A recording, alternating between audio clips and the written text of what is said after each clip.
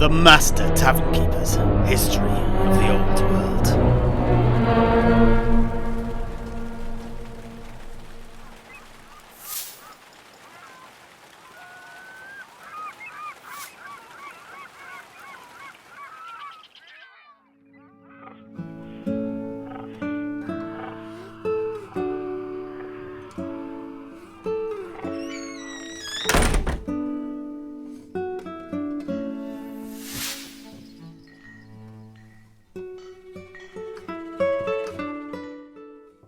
And so, after their tenure as guards to Thori Grundikson's expedition to Cragmere, the two dwarf warrior clansmen, Dorin Heldour and Katalin Kandoom, made their own way back to the Everpeak, the hold of Karaz-a-Karak.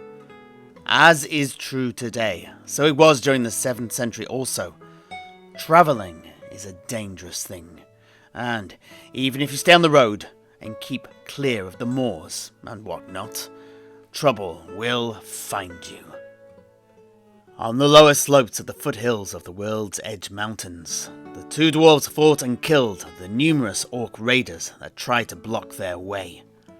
In the Forest of Gloom, the two clansmen truncated giant spiders down to their abdomens and beheaded the forest goblins that ambushed them, making cairns out of their skulls as messages of warning to other would-be greenskin ne'er-do-wells. As they trekked along the old dwarf road back up to Karaz-a-Karak itself, they had to, once again, overcome warbands of half-starved, bloodthirsty beastmen before they could reach the relative icy safety of the mountains. However, despite what fate threw at them, it was back to the halls of their home that they did eventually return. Karaz-a-Karak in the year 661 of the Imperial calendar. Upon their homecoming, and all the obligatory drinking and celebrating that comes with all that, the two quickly realized, as is the way with so many soldiers, that they both still had an appetite for the thrill of life-threatening danger. Further adventuring, if you prefer. Yeah, I can certainly relate to that. Ok, so what's all that about then? Oh, yeah, my dear Truthsayer, you see, for some, the cut and thrust of living in the now, not knowing if the food before you will be your final meal, or if that friendly exchange you just had with your handsome comrade-in-arms will in fact be your last, is something that cannot, once tasted, be easily moved beyond. Oh, I see. That's very interesting. Indeed. Anyway, shall we get back to our story? In the light of this mutual revelation, the two dwarves, Dorin and Katalin, concocted a drunken plan on their drinking table, and, in the days following, sought out, petitioned, and then finally approached, first through proxy and then in person, their respective clan elders. If you're trying to imagine them, picture those lofty figures who exist in the highest echelons of all societies. Those who are ever hidden away from the worries of the world in cloister-like dens, but each an old, wizened dwarf. Then you'll be pretty close to the mark, I'd say. The two dwarves' request was simple: to be given relief from their duties as warriors of their clans, to search out, seek, and reclaim for the High King and his honoured ancestors the lost artifacts and treasures of the golden days of the dwarf race, citing the success they'd achieved with Thori Grundikson in uncovering hidden riches. I cannot say how they convinced the higher-ups, nor can I say for sure whether or not the gift of Gromwell was used to sweeten their arguments, as there were rumours to that effect, but whatever, they were successful. And so did Dorin and Katalin finally start on the path to becoming famous treasure hunters, the fruits and exploits of which they are now so well remembered for.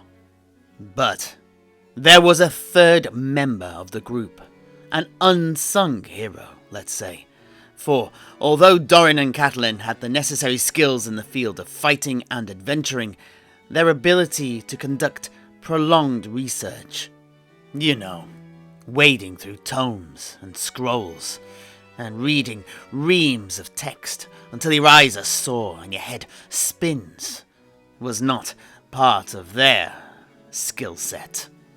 Thus, with some of the coin that had been gifted to them, did the two enlist the help of a lore master, a dwarf by the name of Rurik Hasselfriesen, a member, although a bit of a black sheep it has to be said, of the famous Hasselfriesen engineering family, still a prominent clan in the dwarf hold even today. The job of Rurik was to help to identify potential artifacts and quests in the annals of the High King that the two dwarves could undertake. Och, so what do these lore masters do then? Are they dwarves that are really into making laws or something?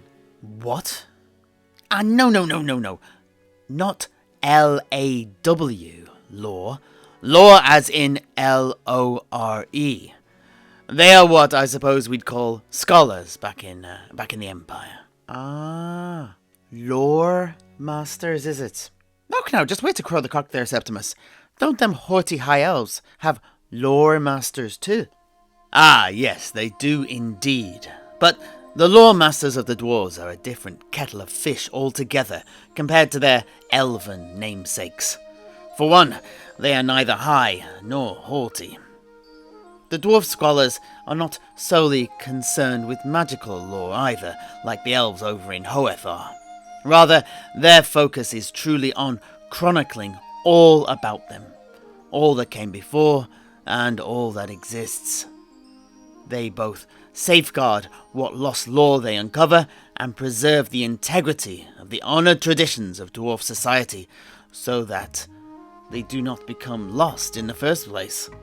With such a role, they are greatly admired and respected in the dwarf communities they live in, and their wisdom, advice, and learning are oft sought out by those up and down the hierarchy of dwarf society.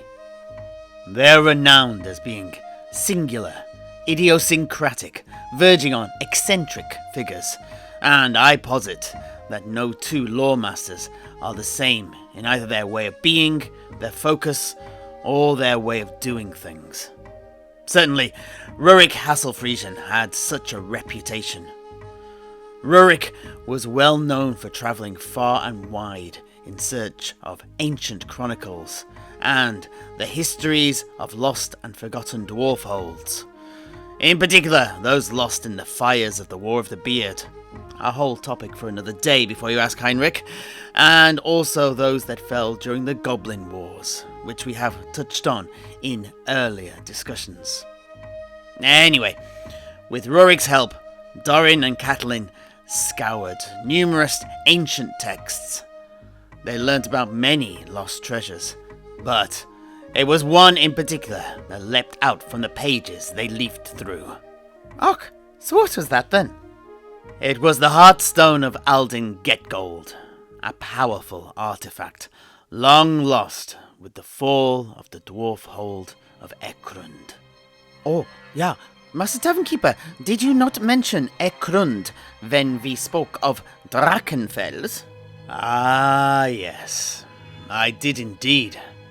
It is now known as Mount Bloodhorn, and it fell to one of the rampaging orc hordes, manipulated by Drachenfels, out in the Badlands during that dark period, a full 15 centuries before the start of the Imperial calendar.